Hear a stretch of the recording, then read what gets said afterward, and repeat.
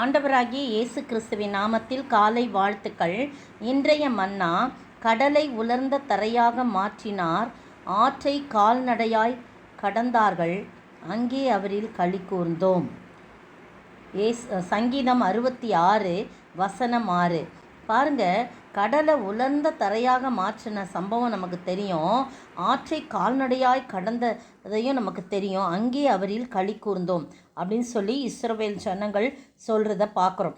முந்தன வசனம் பாருங்கள், தேவனுடைய செய்கைகளை வந்து பாருங்கள், அவர் மனுபுத்திரருக்கு நடப்பிக்கும் கிரியையில் பயங்கரமானவர் அப்படின்னு சொல்லப்பட்டிருக்கு.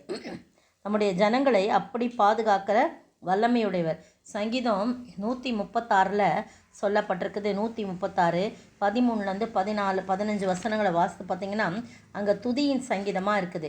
அந்த துதியில் ஒரு துதி இந்த கடலை உலர்ந்த தரையாக்கி ஜனங்களை நடக்க செய்ததான்.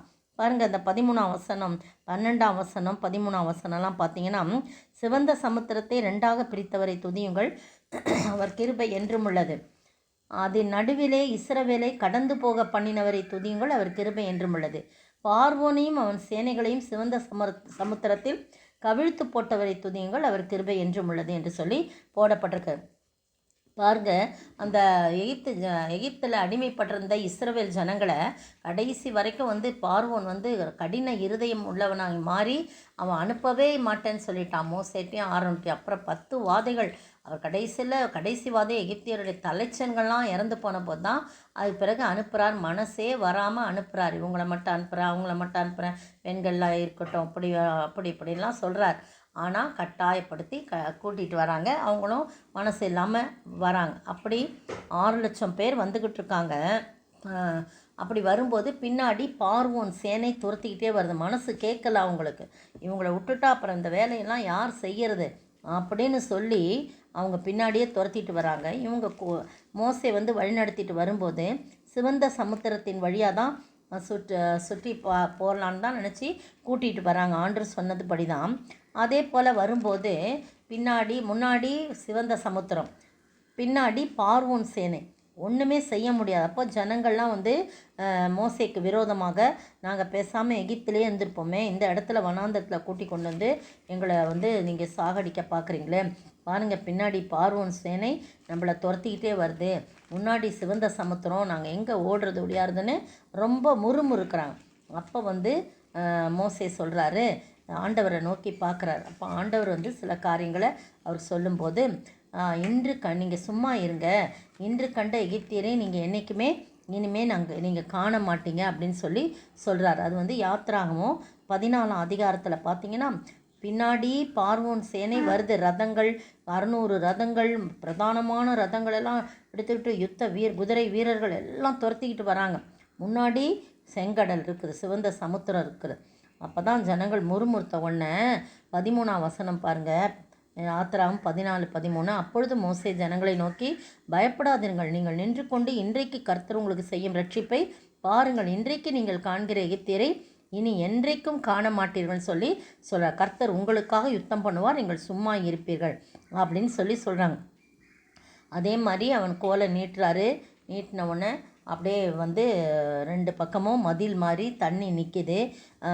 முன்னாடி தேவதூதன் இஸ்ரவேலுடைய சேனைக்கு முன்னாக நடந்த தேவதூதனவர் விலகி அவர்களுக்கு பின்னாக 2 பேருக்கும் நடுவில் வந்துடுறாரு. பார்வோன் சேனைக்கும் இஸ்ரவேலுக்கும் நடுவில் நிற்கிறார். ஏன்னா பார்த்திங்கன்னா அவங்களுக்கு அது இருளாக இருக்குது, இவங்களுக்கு அது வெளிச்சமாக இருக்குது. அந்த மாதிரி பாருங்கள், எகிப்தியர் சேனையும் இஸ்ரவேலின் சேனையும் முழுதும் ஒன்றோடொன்றும் சேராதபடி அவைகள் நடுவில் வந்தது. பாருங்கள், அப்படி அதை நடுவில் வந்ததுக்குரிய காரணம் மோதக்கூடாது அப்படின்னு சொல்கிறாங்க. இஸ்ரவேலருக்கோ அது இரவை வெளிச்சமாயிற்று, அது மேகமும் எகிப்தியருக்கு அது மேகமும் அந்தகாரமாய் இருந்தது அப்படின்னு சொல்லப்பட்டிருக்கு. அப்போ மோசே தன் கையை சமுத்திரத்தின் மேல் நீட்டினான். அப்பொழுது கர்த்தர் முழுதும் பலத்த கீழ்காற்றை வீச பண்ணினான். இந்த இடத்துல பார்த்தீங்கன்னா, அவர் நாசியின் சுவாசத்தினால் மதகுகள் நின்றது என்று போடப்பட்டிருக்கும். அப்போ சமுத்திரம் ஒதுங்கும்படி செய்து அதை வறண்டு போக பண்ணினார். ஜலம் பிளந்து பிரிந்து போயிற்று. அதுதான் அந்த வெட்டாந்தரைன்னு நம்ம சங்கீதத்தில் வாசிக்கிறோம் இல்லையா. கடலை உலர்ந்த தரையாக மாற்றினார் எபிரேயருக்கு எழுதின நிருபத்தில் கூட பார்த்தீங்கன்னா 11ஆம் அதிகாரத்தில் நீங்கள் பார்த்தீங்கன்னா அதில் வந்து சொல்லப்பட்டிருக்குது. விசுவாசத்தினாலே அவங்க என்ன செஞ்சாங்கன்னு 11ஆம் அதிகாரம் 29ஆம் வசனத்தை வாசிக்கிறேன் பாருங்கள். அதில் விசுவாசத்தினாலே அவர்கள் சிவந்த சமுத்திரத்தை உலர்ந்த தரையை கடந்து போவது போல உலர்ந்த தரையை கடந்து போவது போல கடந்து போனார்கள். எகிப்தியர் அப்படி செய்ய துணிந்து அமிழ்ந்து போனார்கள் என்று சொல்லப்பட்டிருக்கு. இந்த அருமையான வேளையிலே நீங்களும் உங்களுக்கும் எனக்கும் இந்த களி கூறுதல் எப்படி இருந்துச்சுன்னா, ஆச்சரியமான வழி நடத்துதல், அற்புதமான வழி நடத்துதல் பார்த்த உடனே அந்த ஜனங்களுக்கு களி கூறுதல் ஏற்பட்டது. அதனால தான் 66ஆம் சங்கீதத்தில் அவர் சொல்கிறாங்க, அங்கே அவரில் களி கூர்ந்தோம். எங்கேனா ஆற்றை கடந்து போகும்போது, கடலை உலர்ந்த தரையாக மாற்றி கடந்து போகும்போது அவங்க என்ன நடக்குதுங்க அப்படின்னு சொல்லி பார்க்கும்போது அங்கே ஒரு ஆச்சரியமான வழி நடத்துதல், கர்த்தர் அருமையாக அதை வழி நடத்தி வரார். நீங்களும் நானும் அப்படிப்பட்ட ஒரு ஆச்சரியமான வழிநடத்துதலுக்குள் இருக்க வேண்டும் சொன்னால் வார்த்தைகளுக்கு கீழ்ப்படியணும். மோசே சொன்னோன்னா அப்போ அவங்க அப்புறம் அமைதலாயிட்டாங்க. மோசே கீழ்ப்படிஞ்சு கர்த்தர் சொன்ன காரியத்தை சொல்கிறாரு, அவங்க அமைதலாயிட்டாங்க. கர்த்தர் தாமே இப்படிப்பட்ட காரியங்களிலே நாம் கர்த்தருக்கு விரோதமாக எதுவும் செயல்படாதபடி ஆண்டவருடைய சமூகத்திலே பொறுமையோடு இருக்கும்போது ஆண்டவர் நம்மை ஆசீர்வதித்து உயர்த்துகிறவராக இருக்கிறார். ஜெபிப்போமா? செங்கடலை இரண்டாக பிரித்திட்டார் அதிசயம், செங்கடலை இரண்டாக பிரித்திட்டார் அதிசயம், புயல் காற்றை தம் ஆணையாலே அமர்த்திட்டார் அதிசயம், புயல் காற்றை தம் ஆணையாலே அமர்த்திட்டார் அதிசயம், அதிசயங்கள் செய்கிறவர் நம் அருகில் இருக்கிறார், அற்புதங்கள் செய்கிறவர் என்றும் நமக்குள் வசிக்கிறார்.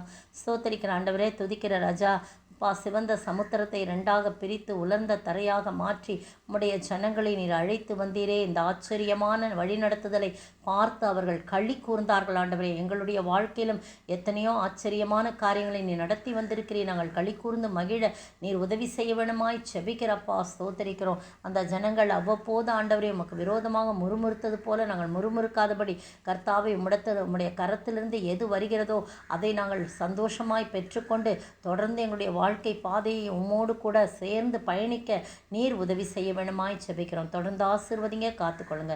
இயேசுவின் நாமத்தில் செபிக்கிறேன் பிதாவே, ஆமேன்.